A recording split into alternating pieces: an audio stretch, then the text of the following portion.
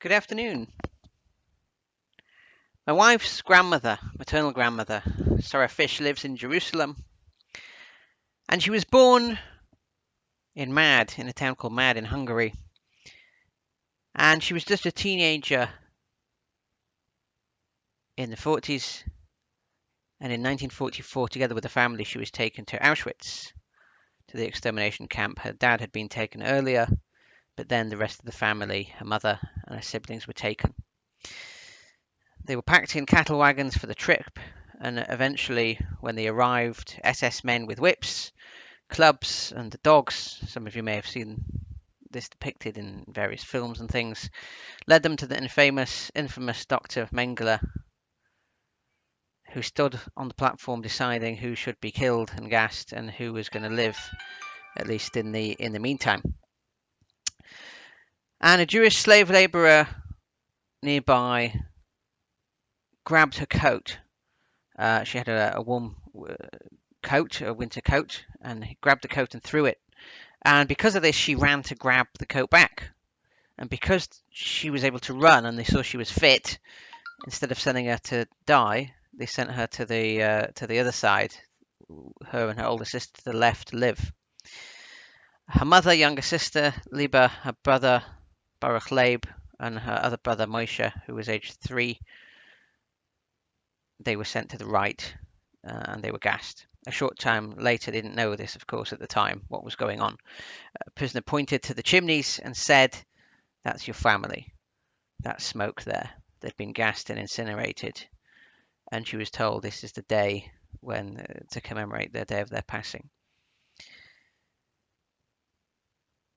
Today, thank God, she herself is alive and well, as I said, in Jerusalem, and has many grandchildren. But we can only think of how many more members of her family they would be alive today if those incidents hadn't happened. So today is Holocaust Memorial Day, and we reflect on the theme this year of lighting a candle of bringing inspiration. And we know that Hitler, through his most horrific book, the infamous Mein Kampf, put across his perverted ideology and spread so much hate about a Jewish plot to take over the world, to contaminate the master race, controlling the media, and all these kind of things and myths that still perpetuate today, even in Britain, certain myths about Jews and ideas about Jews that perpetuate till today, which of course led then to the death of over 6 million Jews in Europe, and tens of thousands of Roma, and all kinds of political prisoners and homosexuals and all kinds of others who were murdered by the Nazis.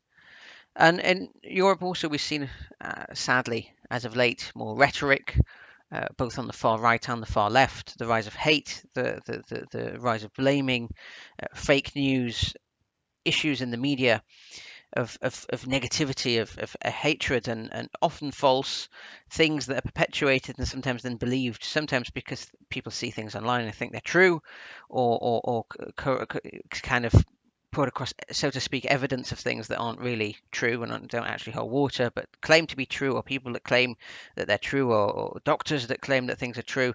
And of course, we saw from Germany how some of the greatest scientists and doctors were actually involved, and not just involved, but such an educated society did such things, is a very strong warning to us that actually education, while it may be great, people can always be misguided and misdirected.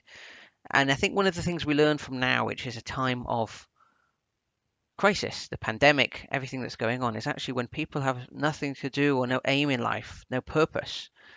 This is when negative things occur and bad things. People start saying bad things, and the strife, and there's these kind of negative feelings. But what we've actually seen during this pandemic is actually everyone's humanity, people helping each other. People are actually caring about their neighbours, speaking to them for the first time, going over to people they don't know and saying, "How can I help? Can I buy you some shopping? Can I take you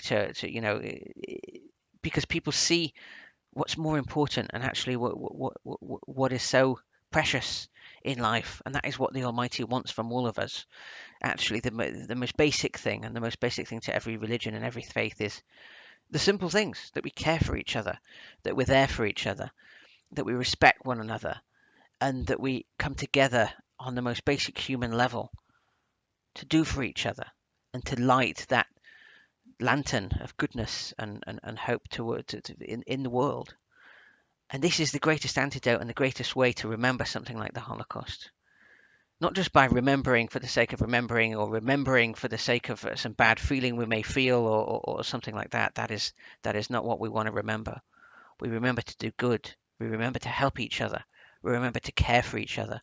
We remember that we're living to make the world around us a better and more bright place. And even if it's in the day-to-day things we do, when we're at work, when we're studying, whatever it is, there's always something we can add, always something positive we can do to bring brightness and cheer to the life of another person. This is what the Almighty wants from all of us in His world, to make it a beautiful place, to make it a bright place, to make it a place where He would feel comfortable, a place where he would feel at home. Thank you.